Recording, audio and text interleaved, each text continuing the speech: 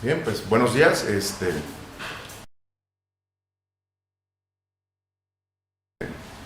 La Biblia donde tuvimos la lectura en Primera de Juan, capítulo 1.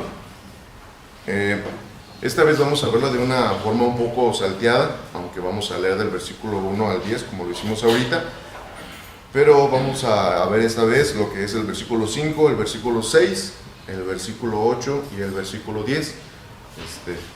Es un poquito, tal vez, enredoso, pero vamos a leer ahorita así en forma, bueno, lo voy a leer así de forma continua, los 5 versículos, y usted me sigue con su vista, y después de esto vamos a hacer una oración. Primero leemos esta parte de la Biblia que dice así la palabra de Dios: este es el mensaje que hemos oído de Él y os anunciamos: Dios es luz y no hay ningunas tinieblas en Él. Si decimos que tenemos comunión con Él y andamos en tinieblas, mentimos y no practicamos la verdad. Pero si andamos en luz como Él está en luz, tenemos comunión unos con otros, y la sangre de Jesucristo, su Hijo, nos limpia de todo pecado. Si decimos que no tenemos pecado, nos engañamos a nosotros mismos y la verdad no está en nosotros. Si confesamos nuestros pecados, Él es fiel y justo para perdonar nuestros pecados y limpiarnos de toda maldad. Si decimos que no hemos pecado, le hacemos a Él mentiroso y su palabra no está en nosotros. Vamos a orar. Padre nuestro que estás en los cielos, santificado sea tu nombre. Te agradecemos, Señor, por la vida que nos das, Señor, por la oportunidad que nos da estar aquí como congregación en tu casa. Y sobre todo, Señor, te agradezco por la oportunidad que me das, Señor, de aprender cada vez más de ti, Señor, de lo poco que pueda aprender, Señor, pueda compartirlo con mis hermanos, Señor. Y de igual manera te pido que abras mi entendimiento, que abras, Señor, también el entendimiento de los hermanos y los que nos escuchan a través de las redes, que puedan entender lo que tú quieres que ellos entiendan, Señor, y podamos aprender y podamos vivir una vida como tú nos la pides, como tú lo mereces también. Gracias por todo, Señor, en el nombre de Cristo Jesús. Amén. Bueno, pues vamos a continuar con esta lección que viene siendo Primera de Juan. Pues de hecho, yo esperaba que la semana pasada continuaran, dije, espero llegar y me digan, no, ya nomás le faltan los últimos 5 versículos, ¿no? Pero pues no corrí con esa suerte. Vamos a continuar con esta parte con el que nos quedamos la vez pasada. Bueno, en semanas anteriores vimos cosas referentes a este libro Primera de Juan. La clase pasada y la antepasada que vimos en cuanto a este tema, pues vimos por qué fue escrito Primera de Juan, ¿no? Vimos que Juan vio muchas cosas que estaban infiltrándose en la sana doctrina, que estaban desviando pues lo que era el propósito de Dios, el propósito del Verbo al venir aquí a esta tierra. Los primeros 4 versículos que vimos la semana pasada, los primeros 4 versículos que vimos hablando de Primera de Juan 1 al 4, pues estábamos viendo lo que era un prólogo, ¿no? Y pues ¿qué es un prólogo? Pues los que les gusta la lectura, que yo no soy uno de ellos, los que les gusta la lectura, pues saben que es una parte que se escribe antes de alguna obra, explicando lo que va a venir lo que tendría como contenido ese libro o esa obra, hablando tal vez del autor o fuera del autor, pero es lo que viene siendo esta parte que vimos en los primeros 4 versículos, viene siendo un prólogo a lo que Primera de Juan escribió en esta carta. Pues como lo vimos también días atrás, vimos que Juan, esto no es una carta así como tal, porque pues Juan no empieza ni dando saludos, no habla como en otros pasajes dando destinatarios, algo así, no habla de a quién va dirigida esa vez la carta. Entonces lo vemos como un sermón, lo vemos como una epístola. Entonces, pues bueno, como les decía, el propósito de escribir este libro era pues evitar tantas doctrinas falsas que se estaban desviando acerca de lo que era el verbo de vida. ¿Y quién es el verbo de vida? Pues es nuestro Señor Jesucristo, que por nosotros se hizo carne. Y pues podríamos preguntarnos, ¿pero para qué se hizo carne? Bueno, una de las partes importantes fue pues cumplir lo que era la profecía, ¿no? Ya estaba escrito que Él tenía que hacerse carne, que tenía que venir al mundo, y la parte más especial por la que Él vino es para que pues ninguno de nosotros pereciéramos, sino que todos viniéramos al arrepentimiento, ¿no? Como lo vemos en otras partes que que están en la Biblia. Como lo dijo, también lo comentó el pastor en la primera lección, este libro está dividido en 3 secciones, que son muy importantes y es importante resaltarlas. La primera es que Dios es luz. Lo vemos en esta primera parte, que es lo que vamos a ver el día de hoy. Más adelante veremos que Dios es amor. Y la tercera vemos que Dios es vida. Sí, estas 3 no nos desviemos de ellas, tengámoslas siempre presentes. Dios es luz, Dios es amor y Dios es vida, que es el enfoque al escribir este libro, ¿no?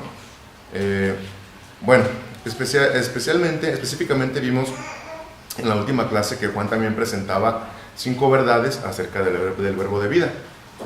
Espero que las recuerden, y igual si no se las voy a comentar. La primera parte que vimos es que el verbo de vida es inmutable, que no cambiaba, ¿no?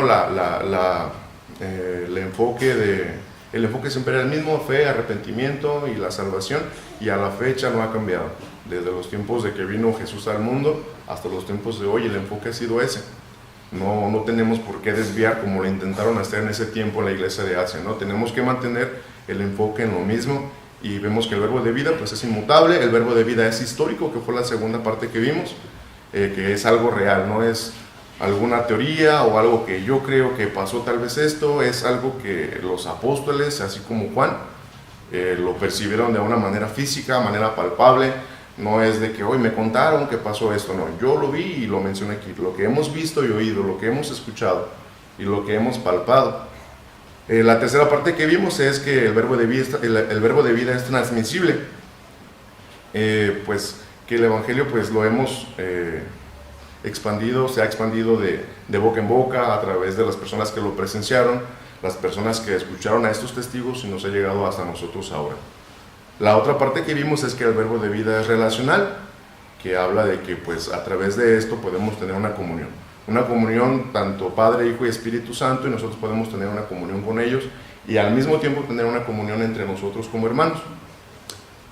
Y la última parte que vimos es que el verbo de vida es gozoso, que todo esto que vimos con los 4 puntos atrás nos debe de traer gozo, nos debe de traer una paz al saber que pues tenemos la seguridad de salvación, ¿no? Hasta aquí vamos bien, con el más o menos repaso de lo que hemos visto. Dije, a lo mejor con una semana ya se les olvidó, ¿verdad? Bueno, ahora comentaremos en esta primera sección, la que les comenté de los 3. El primero es Dios es luz. Vamos a empezar a ver el versículo 5. A veces se me hace la voz de hombre y me desconozco. Dice el versículo 5: este es el mensaje que hemos oído de él y os anunciamos: Dios es luz y no hay ningunas tinieblas en él. Bueno, pues como vimos también, no sé si recuerdan al principio, una de las características que describen las cartas de Juan, que usa muchos antagonismos, que son antagonismos, pues son cosas que son contrarias a otra. Al contrario de los sinónimos, pues vemos que son palabras que significan lo mismo, pero están escritas diferente. Al contrario de los antagonismos, son cosas contrarias, como por ejemplo, él usa mucho palabras como luz contra tinieblas, verdad o mentira, vida o muerte, hijos de Dios, el diablo. Vemos que lo menciona algunas veces más adelante. Juan recalca mucho, nuevamente en la primera parte, si vemos que dice: este es el mensaje que hemos oído de él. Ya después de haber escrito el prólogo, sigue insistiendo en este mismo tema. Dice: este es el mensaje que hemos oído de él. Hace mucho hincapié, porque era el mensaje que tanto él como sus discípulos habían escuchado en carne propia, como lo vimos ahorita en el repaso. Vamos a leer, bueno, no lo vamos a leer, más bien fue lo que estudiamos la vez pasada, del versículo 1 al 4, lo que él expresa con tanto él como sus discípulos que habían presenciado y que habían vivido en carne propia. Vemos también que tiempo atrás Jesús registró una declaración hecha en Juan, capítulo 4, 24. Vamos a verlo. Juan.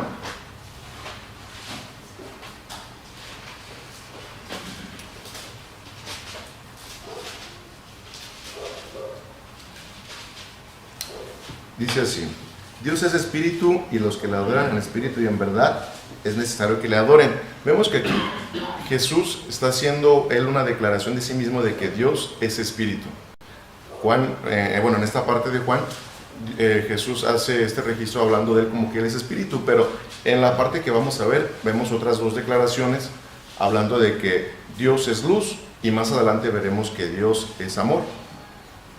Y no sé si se acuerden algunos de ese corito cuando los que éramos niños de Dios es amor, la Biblia lo dice, y San Juan lo repite en el capítulo 4, versículo 8, primera de Juan, pues se me vino a la mente mientras estaba haciendo el estudio ese canto.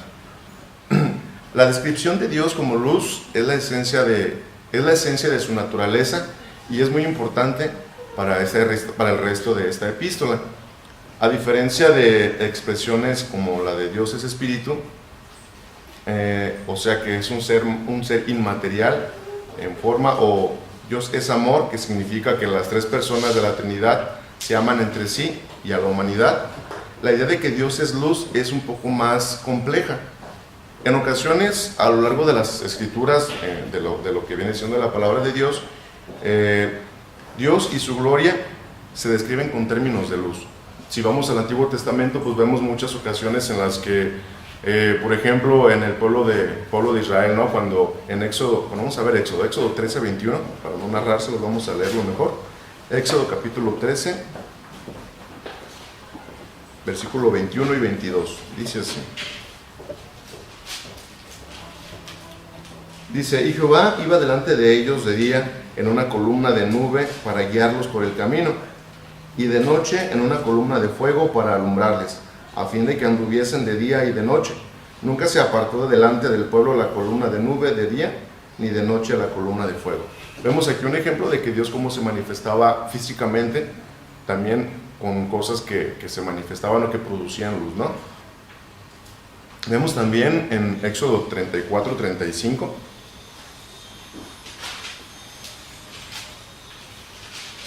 Éxodo 34, 35 dice, y al mirar los hijos de Israel el rostro de Moisés, veían que la piel de su rostro era resplandeciente, y volvía Moisés a poner el velo sobre su rostro hasta que entraba a hablar con Dios. Vemos también otra manera en que se manifestaba como luz. Y el salmista vemos que en el Salmo 104, son algunas referencias nada más, Salmos 104, Salmo 104, versículo 1 y versículo 2, dice así, bendice alma mía Jehová, Dios mío, mucho te has engrandecido, te has vestido de gloria y de magnificencia, el que se cubre de luz como de vestidura, que extiende los cielos como una cortina. En el Nuevo Testamento, en la transfiguración es otro ejemplo también. Vamos a ver Mateo 17, nada más unos cuantos Mateos. Mateo 17,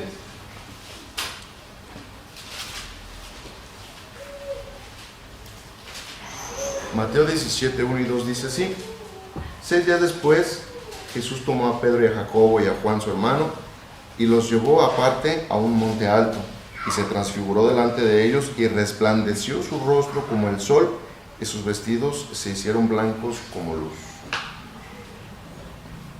Bueno, aquí vemos que Dios se manifestó a través de la luz, o como les decía, algo que producía la luz. Hay una cosa muy importante en cuanto a la luz, y pienso que debemos de poner también atención en ese detalle. Vemos que la luz siempre se revela en sí misma, ¿no? Hay cosas a lo mejor que pueden anunciar y nos hacen reaccionar ante pues, cosas que pueden pasar.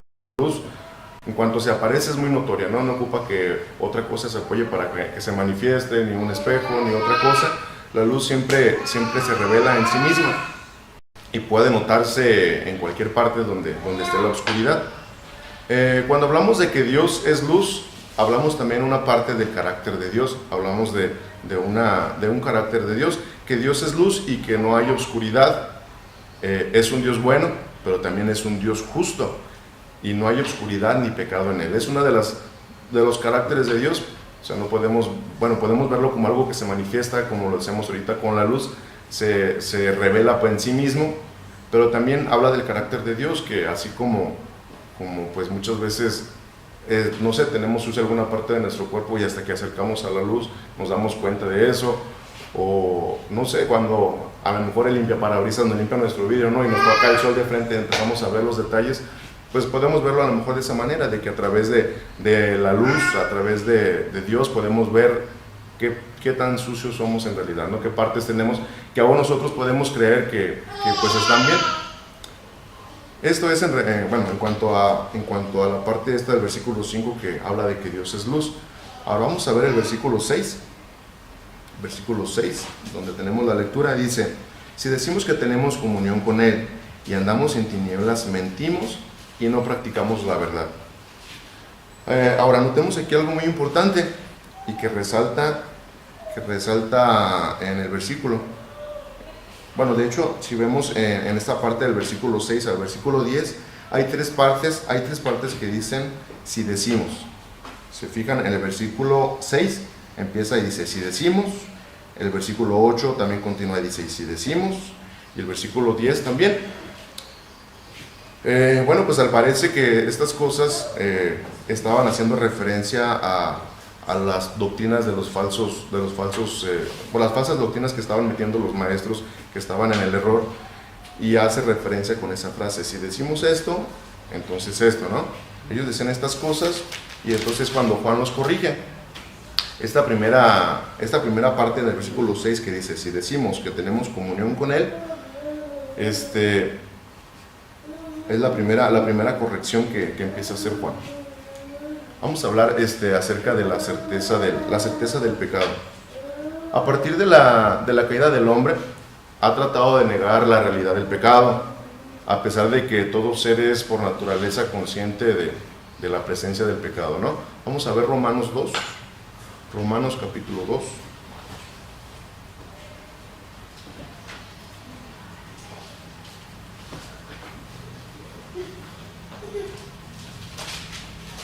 Dice, ¿por qué no avanza el reloj? No sirve, ¿verdad? Yo ya llevo rato, siento que llevo aquí una hora.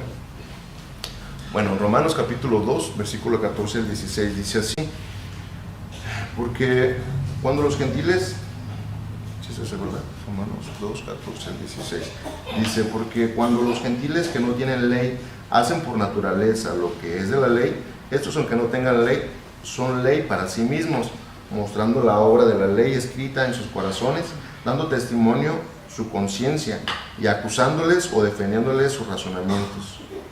Versículo 16 dice: en el día en que Dios juzgará por Jesucristo los secretos de los hombres conforme a mi evangelio.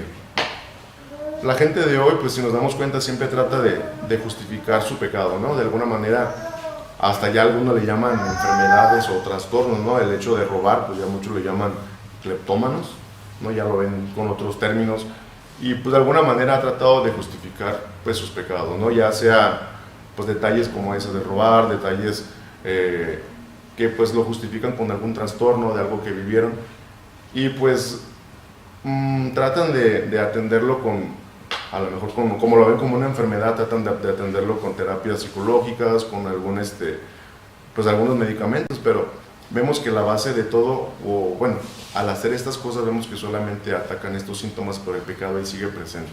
O sea, pueden verlo como una justificación de la enfermedad, pero a final de cuentas vemos que pues el pecado ahí va a estar, aunque pueda a lo mejor justificarlo con el trastorno y hacerlo que lo olvide, o que pueda cambiar temporalmente su vida, pues el pecado ahí está.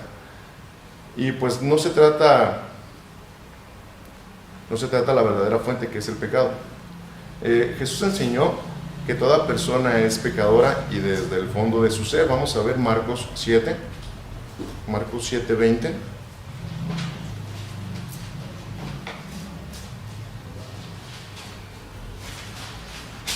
(7:20 al 23),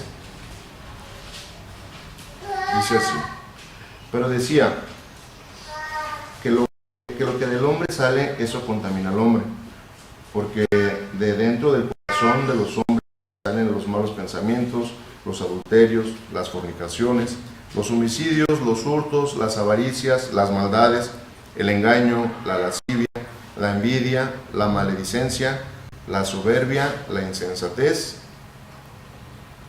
Versículo 23: todas estas maldades de dentro salen y contaminan al hombre.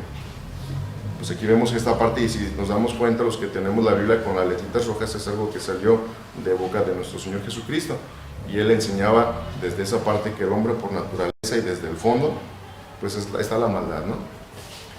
Dios reprendió al pueblo judío en otra parte de la Biblia, en Malaquías.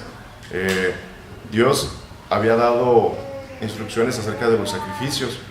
Sin embargo, pues ellos empezaron a sacrificar lo que ellos querían, ¿no? Sacrificaban animales que tenían defecto o otras cosas que no era lo que Dios puntualmente les pedía. Y perdón. Vamos a ver Malaquías 1, 6 al 8. Malaquías capítulo 1.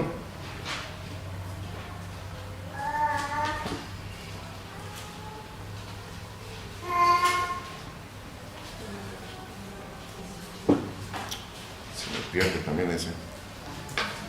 Malaquías 1, 6 al 8 dice así: el hijo honra al padre y el siervo a su señor. Si pues soy yo padre, ¿dónde está mi honra? Y si soy señor, ¿dónde está mi temor?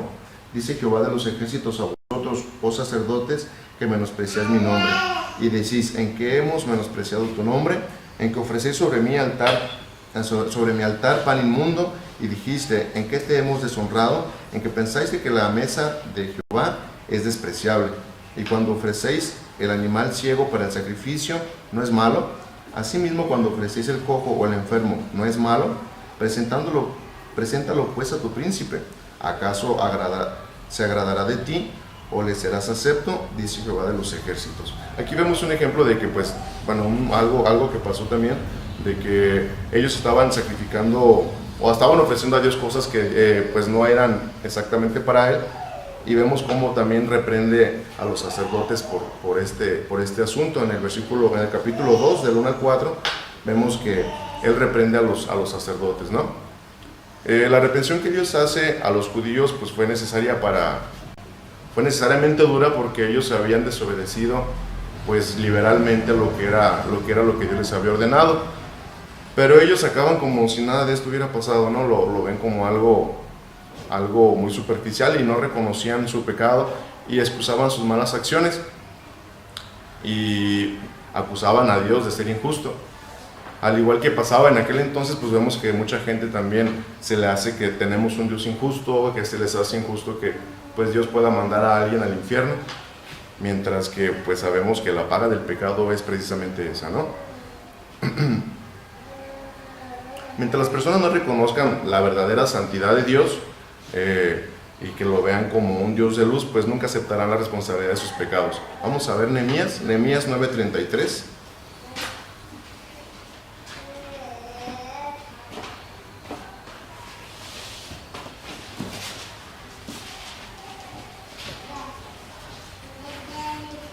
Nehemías 9:33 dice así: pero tú eres justo en todo lo que ha venido sobre nosotros, porque rectamente has hecho, mas nosotros hemos hecho lo malo.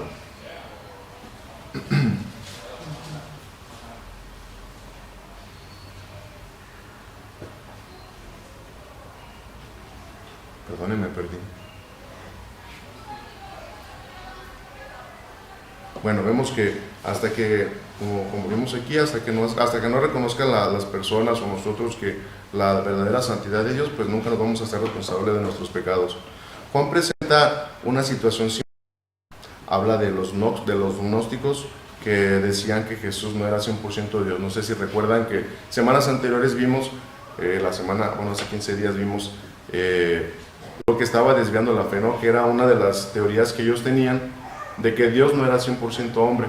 Ellos tenían la idea de que Cristo había descendido cuando Jesús fue bautizado, y antes de su crucifixión, que también se había separado de él. Era una de las teorías, pero de ahí despertó en ellos una teoría todavía más errónea a la que llevaban, donde le daban menos importancia a la vida carnal.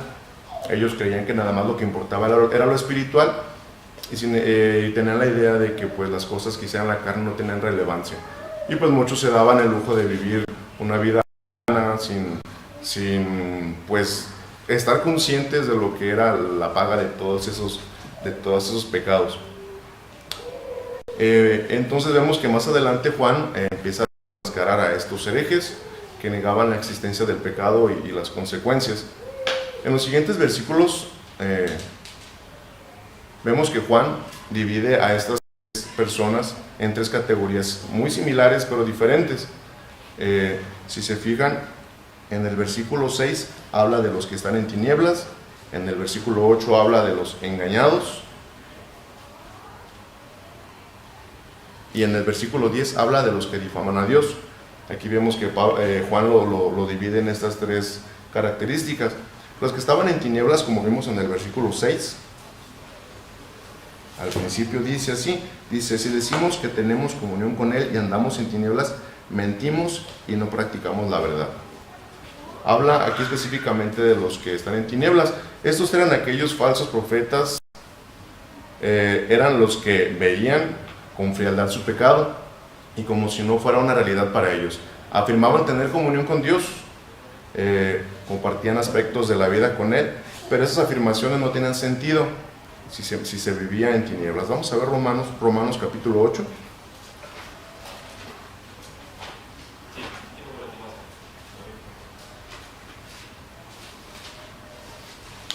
Romanos 8, versículo 4, dice así.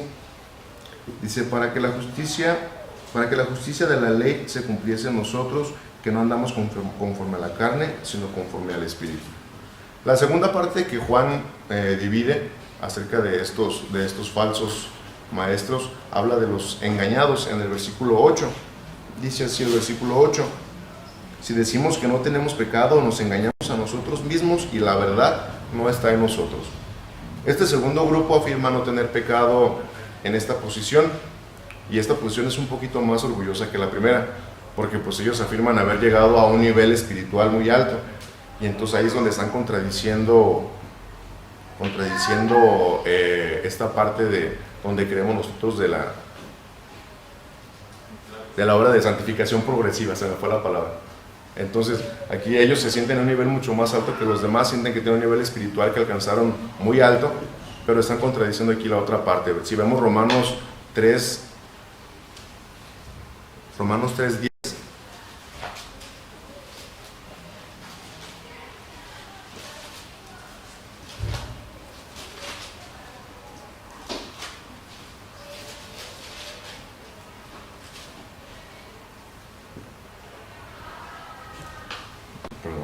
se me pierden los libros. Romanos 3:10 dice: como está escrito, no hay justo ni aun uno. Y si nos vamos al versículo 23, dice: por cuanto todos pecaron y están destituidos de la gloria de Dios. Pues una vez más vemos que todos los que ignoran la existencia del pecado, pues la verdad no está en ellos. Aquí lo menciona mucho Juan y hace mucho hincapié. Vemos y todos sabemos que Jesús fue el único ser humano que pudo afirmar que no tenía nada de pecado. Vamos a ver Hebreos 4:15. Hebreos 4:15.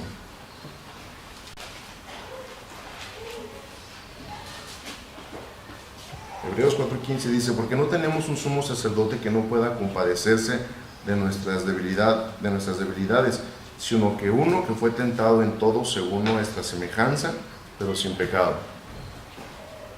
La tercera parte de esas personas que habla Juan es los que difaman a Dios. Vamos a ver el versículo 10. Versículo 10 dice así: si decimos que no hemos pecado, le hacemos a Él mentiroso y su palabra no está en nosotros. Ese tercer grupo de los que niegan la certeza del pecado son los que no solo afirman no entiendo. Bueno, son los que afirman que no han pecado nunca, ¿no? Al hacer esta afirmación errónea, automáticamente están haciendo mentiroso a Dios en dos maneras. En primer lugar, niegan la enseñanza de que todos hemos pecado y por consiguiente niegan la necesidad de un Salvador. Pues es como alguien que no reconoce alguna enfermedad o alguna adicción, pues no siente entender la necesidad de alguien que lo saque de ahí. En esta parte vemos que es lo que hacen este grupo de personas, que al negar haber pecado están difamando contra Dios y están negando la necesidad de un Salvador. Estos tres grupos pues vemos que les va a ir mal en la segunda prueba doctrinal de Juan. Están negando la existencia del pecado y ellos por lo tanto demuestran que la palabra de Dios no está en ellos. Los que tratan de encubrir su pecado, incluso los creyentes profesos, pues están en tinieblas espirituales, ¿no? Muchas veces, pues desgraciadamente se hace como un cierto callo, ¿no? De que empezamos con un pecado y continuamos y pues ya el segundo no se siente y se vive en una vida de pecado. Entonces una cosa que vemos y tenemos clara es una cosa es caer en pecado, otra cosa es vivir en pecado.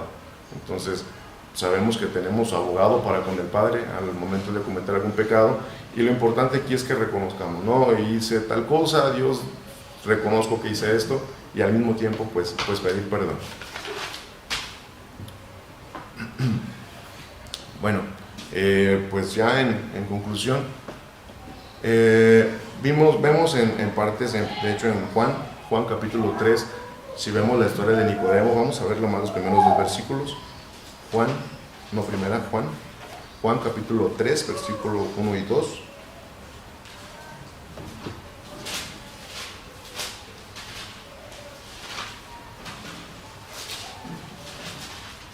Juan capítulo 3, 1 al 2 dice: había un hombre de los fariseos que se llamaba Nicodemo, un principal entre los judíos. Fíjense, un principal entre los judíos. Este vino a Jesús de noche y le dijo: Rabí, sabemos que has venido de Dios como maestro, porque nadie puede hacer estas cosas, estas señales que tú haces, si no está Dios con él. Vemos aquí a este personaje llamado Nicodemo, pues, que era un principal entre los judíos, ¿no? Puede ser una persona que tal vez se sentía que tenía todo conocimiento, a lo mejor hasta que tenía el cielo ganado y que tenía pues un buen futuro al lado de la presencia de Dios. Pero pues vemos que aún él, a pesar de todo su conocimiento, él no sabía, él tenía su conocimiento entenebrecido, él no sabía qué era lo que tenía que hacer para de verdad alcanzar el cielo. Bueno, en una parte también vemos que Juan en esta parte hace mucha mención y dice: este vino a Jesús de noche. Entonces vemos que él sentía la necesidad, ¿no? Él sentía, a pesar de que tenía mucho conocimiento, a pesar de que tenía a lo mejor un buen lugar dentro de los judíos, no se sentía con la completa seguridad de que podía llegar a lo que Dios quería que fuera. Ahora, yo podría preguntarles, ¿en nosotros en qué estamos? ¿Estamos en luz o estamos en tinieblas? Creo que ya es algo que, pues personalmente debemos de analizar, ¿no? Como les comentaba, de repente, yo lo hablo de mi punto de vista personal, o de mi vida, de que de repente, pues se nos hace fácil hacer algo indebido, y pues la primera vez a lo mejor dice uno: híjole, pues ya la regué, ya caí, y pues no lo confiesa uno y continúa lo mismo, o tal vez cae en algo más peor, y desafortunadamente pues una cosa siempre nos lleva a la otra, ¿no? Entonces yo les invito pues a que nos analicemos de qué parte estamos, y de la parte de los que andamos en luz, porque los que están en luz no pueden ver las tinieblas, y si estamos en las tinieblas pues se nos hace incómodo ver la luz, ¿no? Entonces yo les invito a esa parte, que nos analicemos de qué parte estamos, que si tenemos algo que tenemos que confesar a Dios, pues lo hagamos, y pues nos pongamos sobre todo a cuentas con Él. Por mi parte es todo, que Dios les bendiga.